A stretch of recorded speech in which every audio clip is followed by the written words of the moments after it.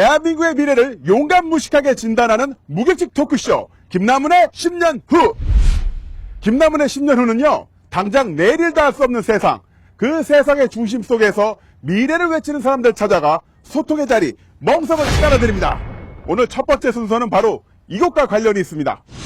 대한민국의 정치, 10년 후의 정치에 대해서 말씀해 주실 두 분과 함께 바로 시작해 보겠습니다. Right now, fight!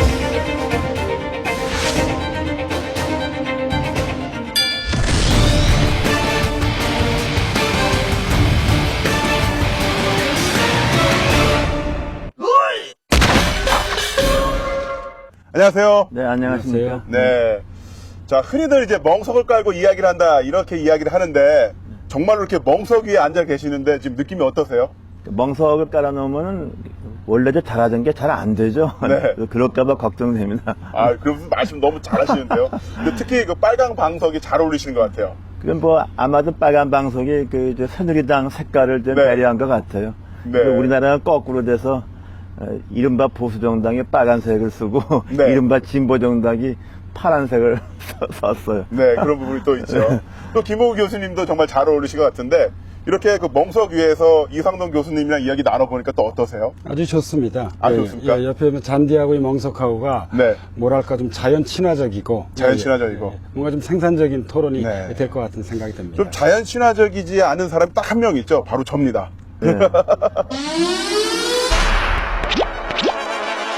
아니 왜? 좀 부담스럽더라도 좀 귀엽게 봐달라고 이렇게 말씀드린 겁니다. 아니 전혀 그렇지 예, 않습니다. 고맙습니다. 굉장히 자연스러운데요. 아, 그런가요? 아니, 보기 아주 좋습니다. 아, 예, 고맙습니다. 안철수 의원님 쪽으로부터 어떤 그 연락 같은 거 받은 적 없으세요? 개인적으로는 알고 있는 관계죠. 또 멀쩡한 좀 이렇게- 남자를 그 시어머니라고 그래요. 자, 두 분 모두 이제 지난 선거 때 핵심 브레인으로서 각 그 진영에서 크게 이름을 날리셨는데, 사실 지금은 어떻게 본다면 두 분을 보자면은 저는 그 서정주 시인의 국화꽃 옆에서라는 그 시가 생각나요. 거울 앞에 선 내 누님처럼. 그러니까 내 누님이 다소곳하지만 좀 봐주는 사람이 없는 그런 상태라고도 볼 수 있거든요. 어떻게 본다면은 그 핵심이라는 측면에서 좀 벗어났다는 느낌이 있는데, 제가 너무 과한 편이라도 좀 화내진 않으실 거죠? 삥삥, 삥삥.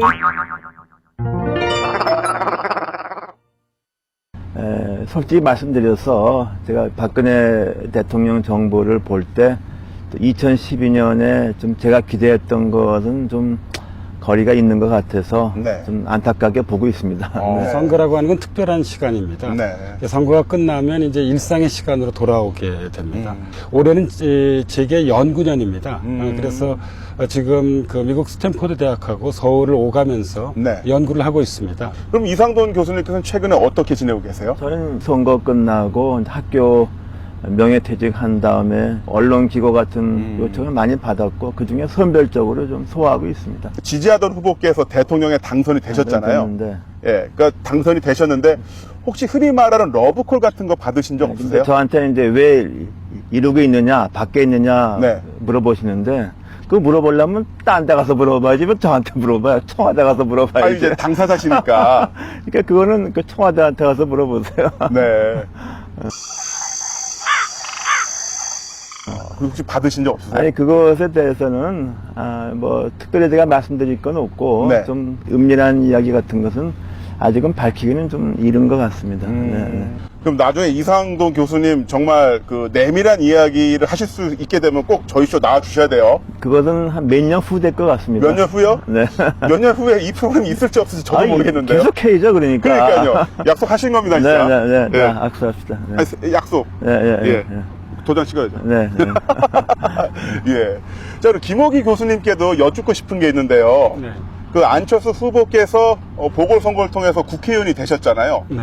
그 뒤로 혹시 안철수 의원님 쪽으로부터 어떤 그 연락 같은 거 받은 적 없으세요? 아니, 저는 지난해 대선 과정에서 이 안철수 캠프 정치혁신 포럼 대표를 맡았었거든요. 네. 근데 대선이 끝난 다음에는 이 관계를 하고 있지 않습니다. 그냥 대학으로 돌아왔습니다. 예. 전혀 관계가 없으세요? 뭐 그냥 개인적으로는 알고 있는 관계죠.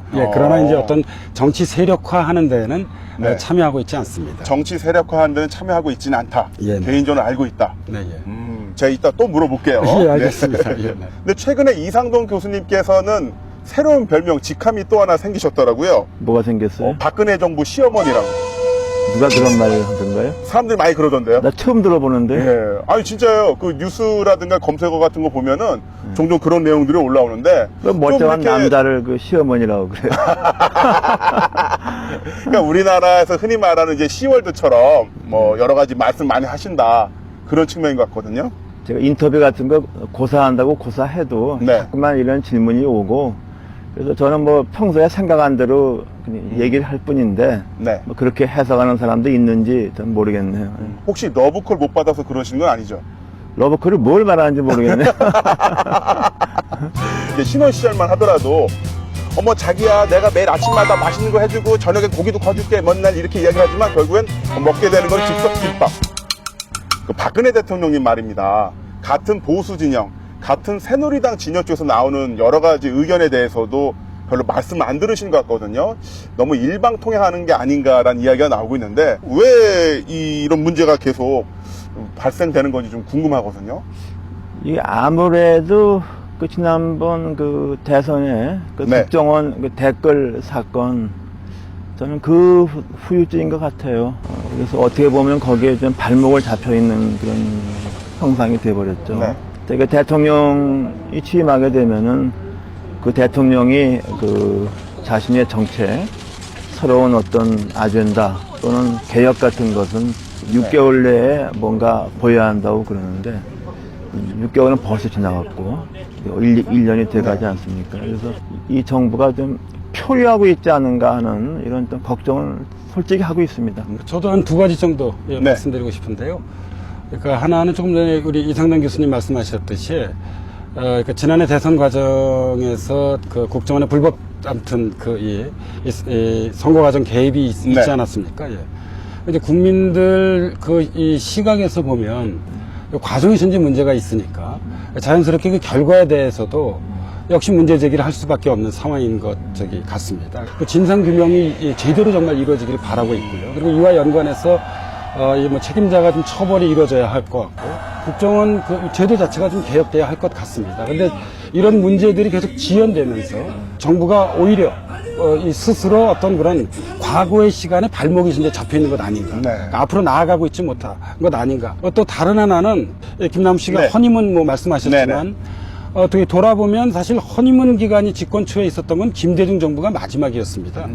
노무현 정부도 출범하자마자 네. 보수와 진보 사이에 격렬한 대립이 있었고 뭐 이명박 정부도 마찬가지였었거든요. 지금 뭐 좀 저기 우리가 국회가 지금 보이고 있긴 네. 합니다만 그러니까 우리 정치가 가지고 있는 어떤 그런 좀 이게 이 격렬한 어떤 대립과 갈등 이런 것들이 또 표출되는 것이 또 다른 원인이지 않나 하는 생각을 좀 갖고 있습니다. 박근혜 대통령 정권에서는 노무현 이명박 정권에 같은 그런 분열과 갈등을 상당히 봉합할 것이다고 이렇게 많이 얘기를 했는데 그 희망은 현재까지는 좀 이루어지지 좀 못하고 네. 있죠. 그리고 박근혜 대통령도 국민 통합 또 선거 과정에서는 100% 대한민국을 네. 내건 바가 있는데 그 부분이 좀 잘 안 되고 있어서 좀 저도 내심 조금 실망과 좀 걱정 이런 게 있습니다.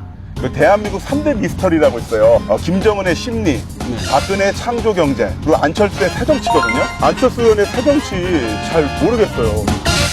진짜 대한민국 국민들을 대표해서 꼭 질문하고 싶은 게 있어요. 예, 네. 우리 작가가 얼마나 궁금했는지 형광펜으로 색칠해놨는데 예, 네. 안철수 의원과 친하시죠?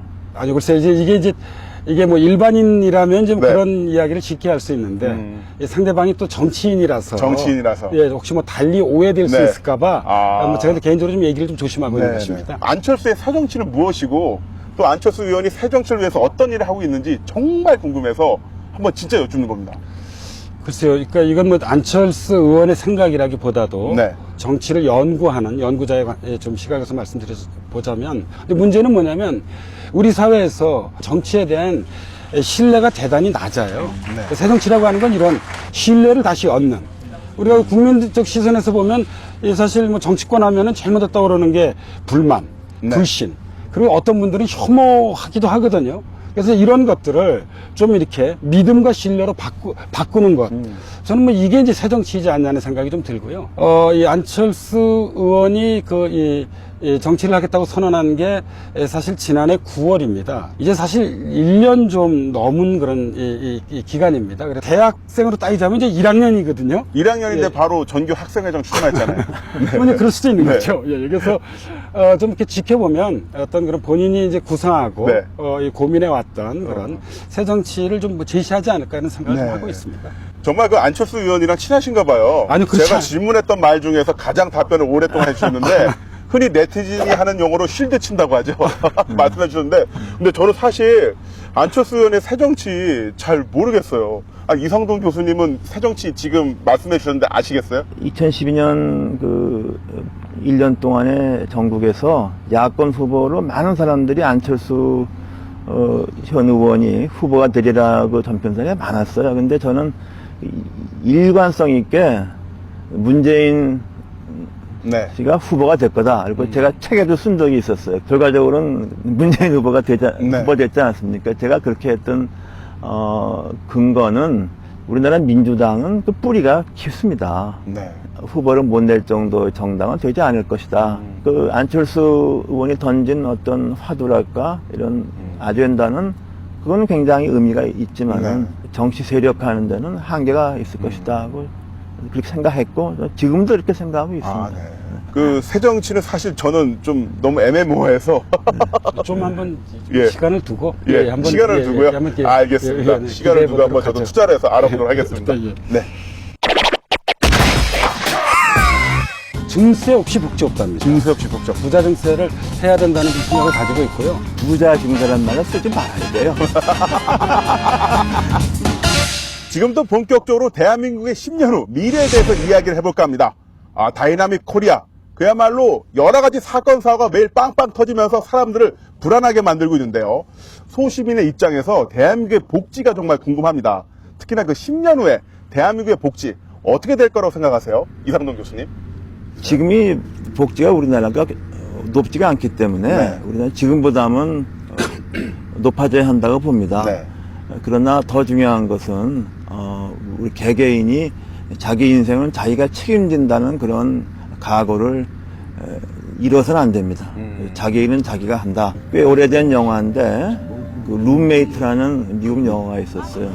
거기에 나오는 주인공 그 할아버지 같이 90세 때까지 자기가 제빵을 하면서 손주를 키웠던 네. 그런 좀 신화적인 그런 스토리가 있죠. 그런 우리 국민들이 암만 복지 사회라도 자립정신, 자강정신을 저는 가져야 한다고 봅니다. 어떻게 보면 자립자강이 그 자유주의적이고 보수주의적인 네. 그런 인생의 어떤 철학이죠. 네. 자기 숟가락은 자기가 챙겨야 된다. 기본적으로. 기본적으로.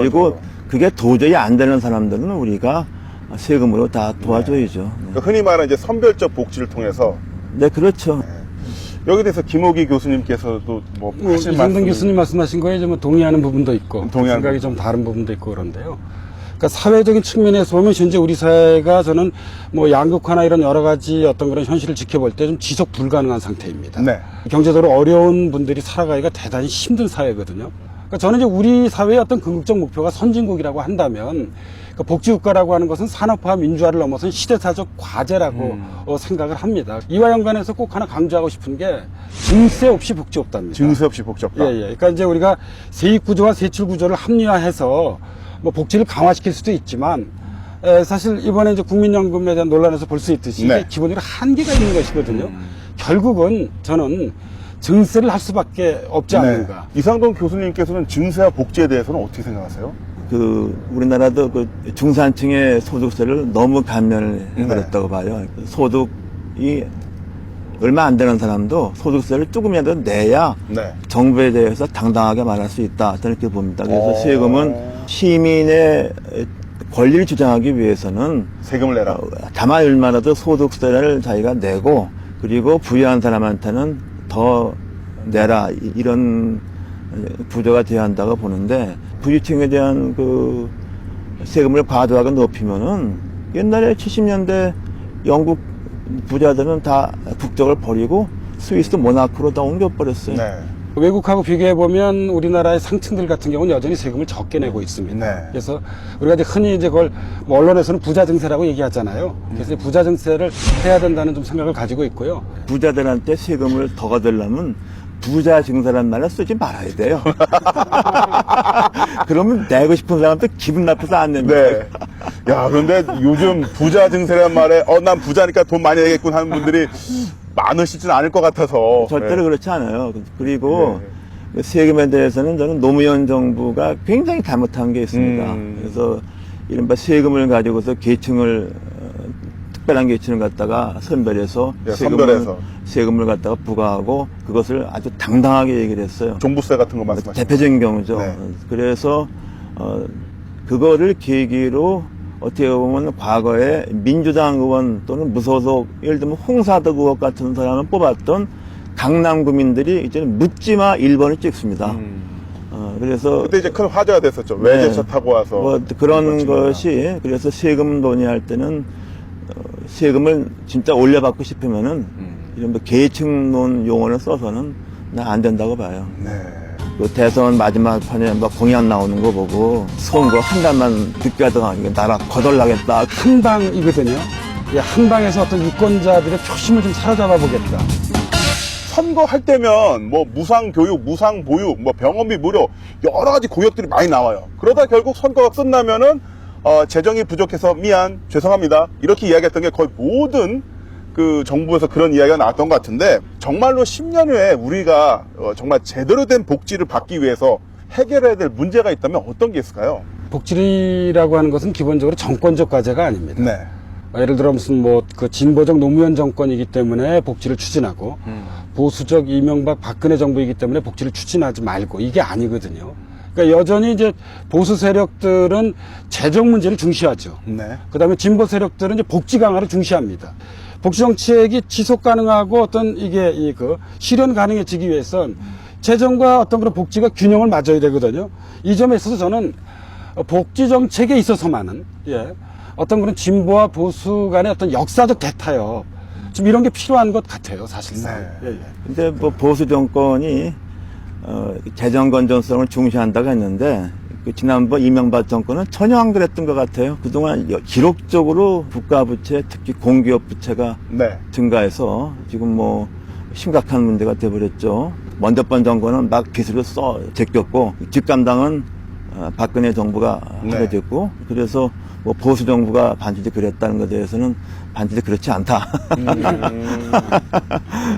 그 보수 정권이 그랬다는 게 일반적으로 아니라요. 그렇다는 일반적으로 얘기인데. 이제 보수 세력들은 네, 일반적으로. 근데 그런 사실은 이제, 또 보수 세력이 뭘 의미하느냐는 문제도 있어요. 지난번에 박근혜 후보가 60대, 50대 후반부터 지지를 얻은 것, 특히 60대 이상의 지지 얻는 데 대해서는 노령복지가 컸다고 봅니다. 네. 그럼 뭐 그 사람들이 다 무슨 보수라고 볼 수가 있느냐. 어떻게 네. 되면은 선거에서 현실적인 이익이 자기에 오니까 투표한 사람도 네. 많지 않았겠느냐 보는 그렇죠. 것이죠. 네. 저는 그래서 작년에 그 대선 마지막 판에 막 공약 나오는 거 보고 그 주위 사람들하고서 야, 이거 선거 한 달만 늦게 하다가 이거 나라 거덜나겠다 그런 얘기도 했어요. 서로 센 공약이 너무 나오나. 공약이 양쪽에 네. 쏟아져 나와서 이게 천국이 되든가 망국이 되든가 둘 중에 하나 되겠다. 그래서 이 선거에서 마지막 판에 나오는 공약은 좀 우리가 좀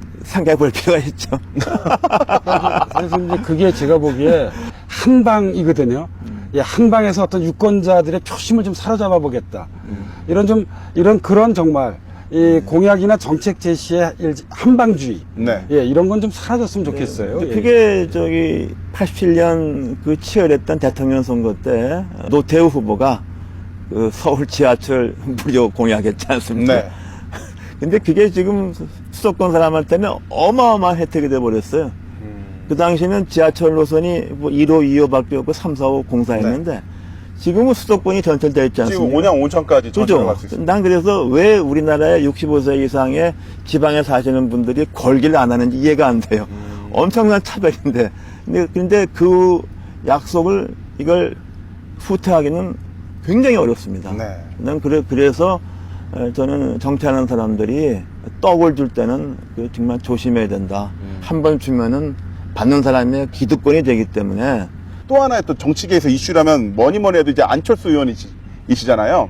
10년 뒤에도 과연 안철수 의원이 이런 어떤 스포트라이트를 받을 수 있지, 그 어떻게 생각하시는지 궁금하거든요.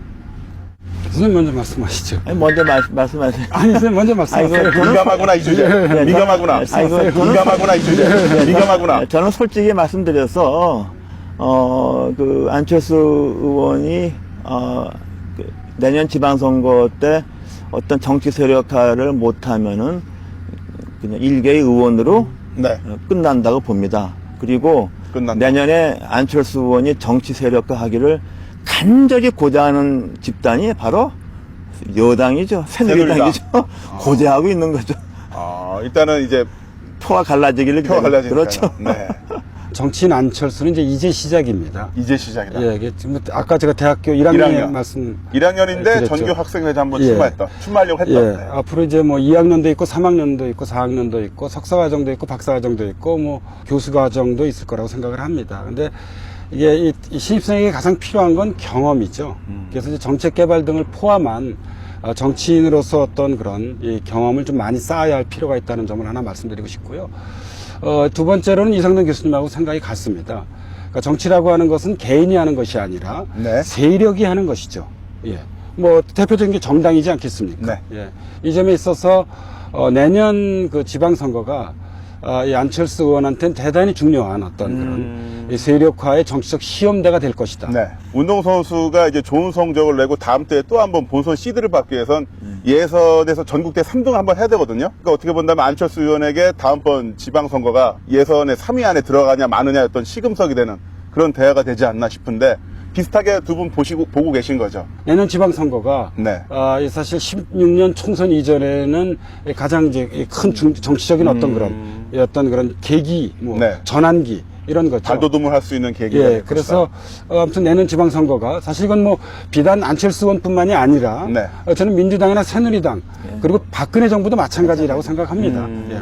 아주 대단히 중요한 어떤 그런 중간 심판적인 성격을 가질 거라고 네. 볼 수 있을 것 같습니다.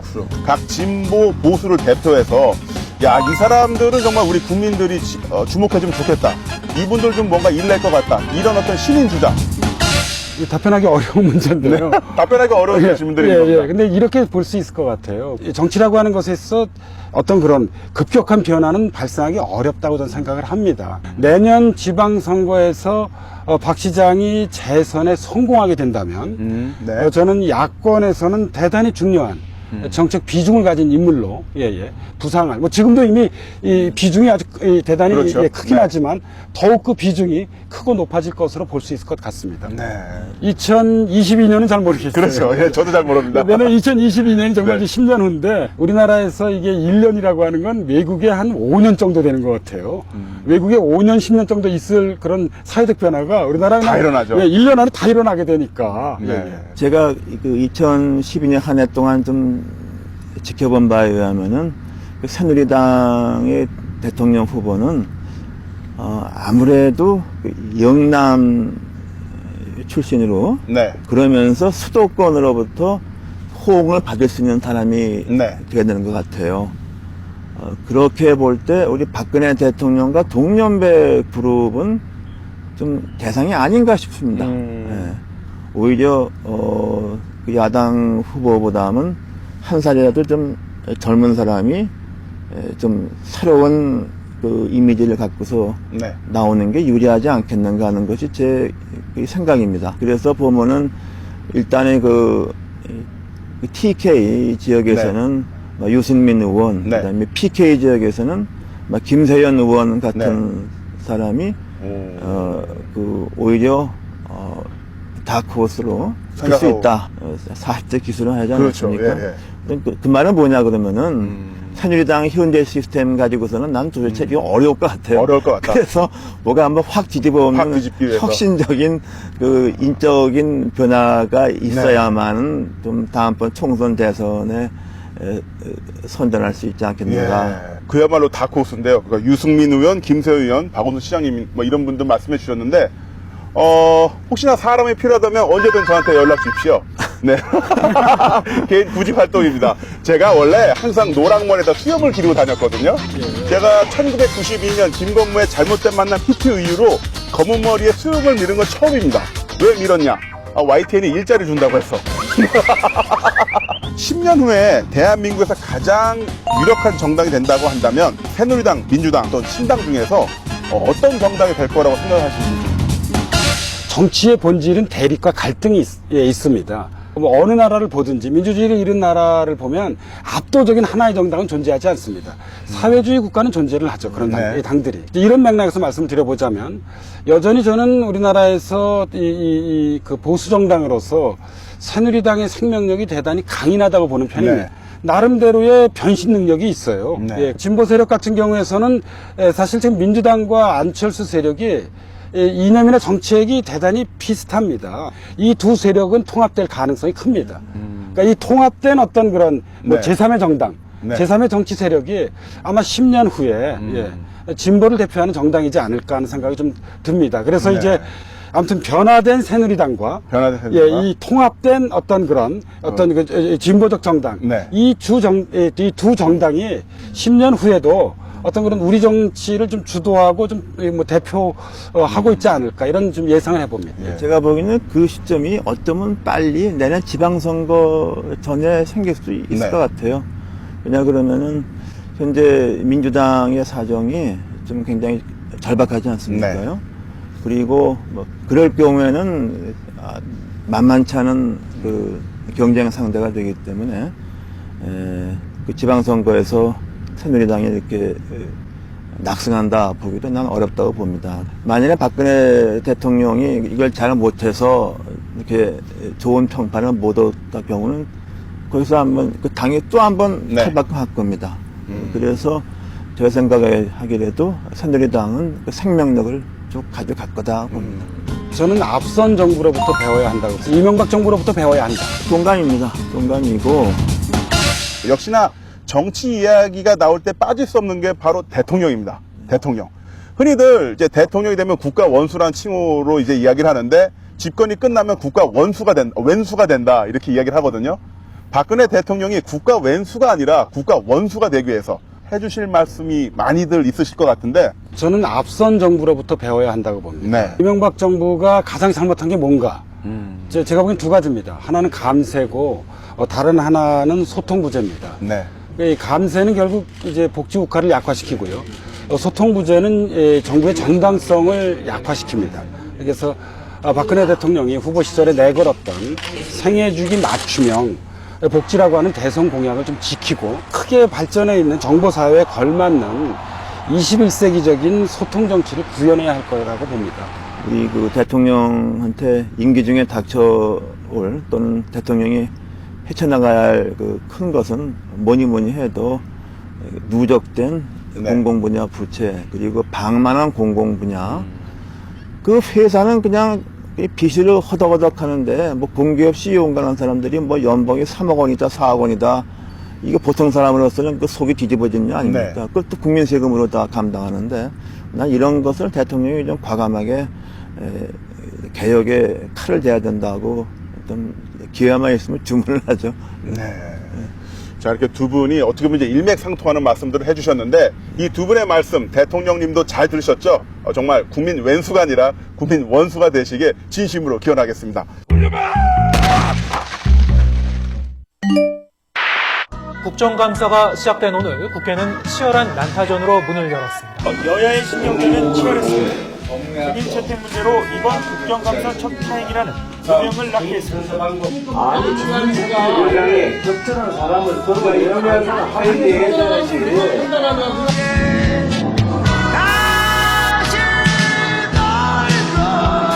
국감장은 싸움터로 돌변했습니다. 주먹질 일보 직전까지 갔습니다. 감사가 1시간여 동안 지연되는 등 파행을 겪었습니다. 국감은 또 중단됐습니다. 지루한 공방이 되풀이됐습니다. 파행을 겪었습니다.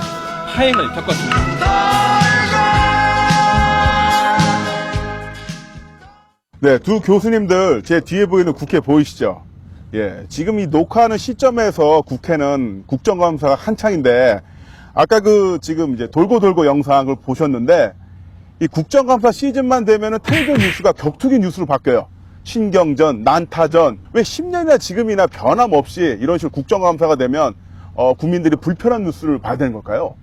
저는 그래도 낮았다고 봐요. 그래서 특히 이번 국회에서는 몰랐던 사실도 많이 적시가 됐고, 그래서 국정감사는 뭐 아무리 언론사 파행이다 해도 의미가 있습니다. 정부 정책을 우리가 좀 뭐 객관적으로 아무튼 뭐 말 그대로 감사하는 거잖아요. 예. 근데 이게 그냥 정부의 입장을 일방적으로 이렇게 뭐 옹호하고 변호하고 방어하려고 하는 이런 집권 여당의 태도는 아무튼 정당으로서의 어떤 자기 정체성에 저는 좀 어긋나는, 입법부에 네. 소속돼 있다는 자기 정체성에 좀 어긋나는 것이라고 좀 말씀드리고 싶고요. 또 야당의 경우도 반대를 위한 반대가 간혹 없지는 않는 것 같아요. 트집 잡기로. 예, 근데 이거는 저는 제가 보기엔 좀 바람직하지 않은 것 같습니다. 과거에 해결되지 않아서 지금까지 반복되고 있고 앞으로도 10년 후에도 반복될 문제들로 어떤 것을 또 생각하고 계신지 좀 궁금하거든요. 이제 과거보다는 최근에 좀 심해진 것은 저는 이른바 진영 논리에 묶여 있는 거죠. 그래서 저쪽에서 이걸 반대하면 우리는 이걸 무조건 찬성해야 된다는 거. 네. 뭐 이런 것이 좀 심화되는 거 있는 것은 굉장히 나쁜 현상입니다. 정치라는 것은 대화와 타협이고 대화와 타협이 싫은 사람은 정치를 하지 말고 우리처럼 학자가 돼서 네. 꼿꼿하게 정론을 피는 거죠. 네. 김호희 교수님은요? 그래서 우리 사회가 해결하지 못한 네. 어떤 그런 과제를 말씀하시는 네. 거잖아요. 민주화 시대 때 우리 사회에서 사회 양극화가 강화됐습니다. 네. 저는 이게 민주화 시대의 최대 근원이라고 생각을 합니다. 그러니까 과거에 우리가 해결하지 못했던 거죠. 빈익빈 부익부가 예, 이런 그러니까 뭐 빈부격차가 확대된 이런 네. 사회 양극화의 강화를 우리가 지난 10년 전에 해결하지 못했던 것이 현재 우리에게 큰 짐이 되고 있고, 그리고 현재 우리가 이 문제를 해결하지 못한다고 한다면 네. 앞으로 10년 후에 아마 이 문제가 가장 어려운 해결하기 힘든 짐이 되지 않을까, 뭐 좀 이런 생각을 좀 하고 있습니다. 네. 10년 후에 자신에게 한번 영상 메시지를 남긴다면 이것도 재밌을 것 같아요. 다음에 합시다. 다음에. 미리 바뀌었다고 못하면 창피하잖아요. 제가 그럼 선생님 먼저 한번 해볼게요. 먼저 해보시죠. 시범 보여주시죠. 그럼, 예. 그럼 요거는 그냥 요 편집을 좀 해주세요. 김옥이, 넌 네가 젊었을 때부터 다시 하겠습니다. 이게 쉽지가 않아요, 선생님. 예. 김옥이, 넌 젊었을 때부터 내 스스로에게 한 말을 아직도 기억하고 있을 거라고 생각한다. 남들이 뭐라 해도 넌 너의 길을 가라는 단테의 말을 한갑이 지났지만 아직도 가슴에 품어두고 있을 거다. 내가 그토록 사랑하는 딸아이가 이제는 26이 됐을 거다. 사회를 탐구하는 사회학자는 너의 정체성을 스스로 돌아볼 때 한국 사회와 딸에게 부끄럽지 않은 사람과 아빠가 되어 있기를 기대한다. 어우. 예, 선생님, 뭐 이런 것 같아요. 제가 잘하셨습니다. 10년 후에 70을 넘길 인생의 황혼기에 있을 당신은 당신이 젊었을 때 약속했던 것과 같이 후회와 미련이 없는 삶을 살았다고 말할 수 있게 되기를 나는 확신한다. 그리고 당신의 육신이 이 세상에 없더라도 후대에 남아질 좋은 책을 몇 권 남기겠다는 젊었을 때의 자기 다짐을 그때는 지켰을 것으로 나는 기대하고 있다. 너무 짧아요? 글쎄? 오늘은 제가 총알 택시를 타고 대한민국의 현재, 미래, 과거를 역주행한 듯한 느낌이 드는데요. 대한민국의 건강한 10년 후를 생각하는 무기식 토크쇼 김남훈의 10년 후. 다음 주에는 더 핫한 이슈, 더 핫한 분들과 함께 더 핫한 미래 이야기로 돌아오겠습니다. I'll be there.